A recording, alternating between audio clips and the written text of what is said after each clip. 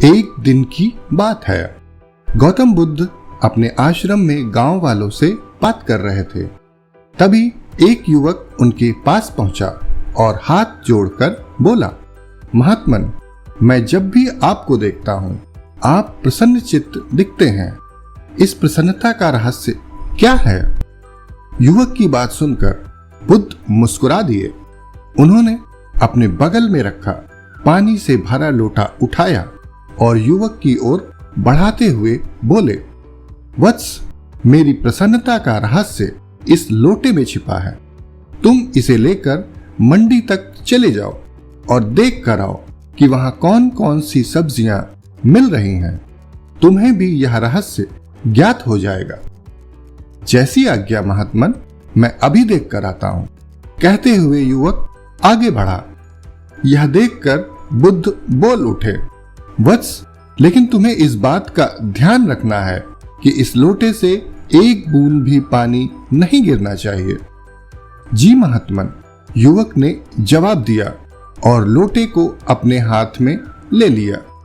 युवक ने लोटे को संभाल कर पकड़ा और धीरे धीरे कदम बढ़ाता हुआ मंडी की ओर चल पड़ा। युवक संभाल संभाल कर एक एक कदम बढ़ाता और किसी के पास आने पर दूर से ही आवाज देकर उसे सावधान कर देता। इस तरह वह मंडी तक सकुशल पहुंचने में कामयाब हो गया। पर मंडी की भीड़ देखकर उसे पसीना आ गया। वहां पर इतने ज्यादा लोग थे कि वे एक दूसरे पर गिरे पड़ रहे थे। युवक ने जैसे तैसे बुद्ध के निर्देशों का पालन किया और वापस आश्रम में उनके पास जा पहुंचा।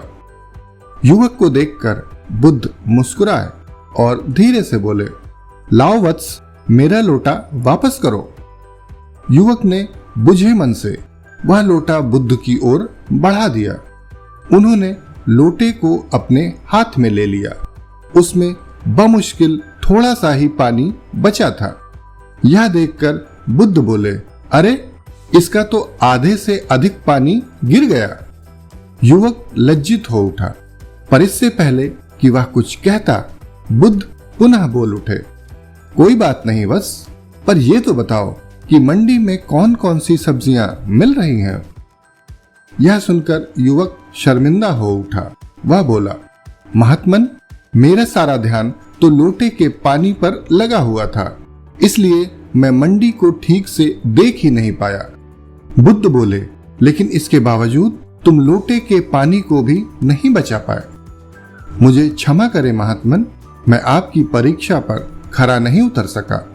कहते हुए युवक ने अपने हाथ जोड़ लिए। बुद्ध बोले, इसमें शर्मिंदा होने की कोई बात नहीं है वत्स। यह इस जीवन का कटु सत्य है। मनुष्य का यह स्वभाव है कि जो वस्तु उसके पास होती है वह उससे कभी संतुष्ट नहीं होता और दूसरी चीजों को देखकर ललचाता रहता है। इस वजह से जो वस्तु उसके पास होती है वह उसका भी ठीक से उपयोग नहीं कर पाता है। उसे हमेशा यही लगता है कि अगर वह दूसरी वस्तु उसे मिल जाती तो आनंद आ जाता, पर अगर ऐसा होता तो गरीब व्यक्ति हमेशा दुखी रहता और सेठ लोग हमेशा प्रसन्न। दरअसल यह एक मृग तृष्णा है और व्यक्ति हमेशा इसमें फंसा रहता है। वह इस बात को समझ ही नहीं पाता है कि प्रसन्नता वस्तु या उपलब्धि का नहीं, अनुभूति और संतोष का विषय है।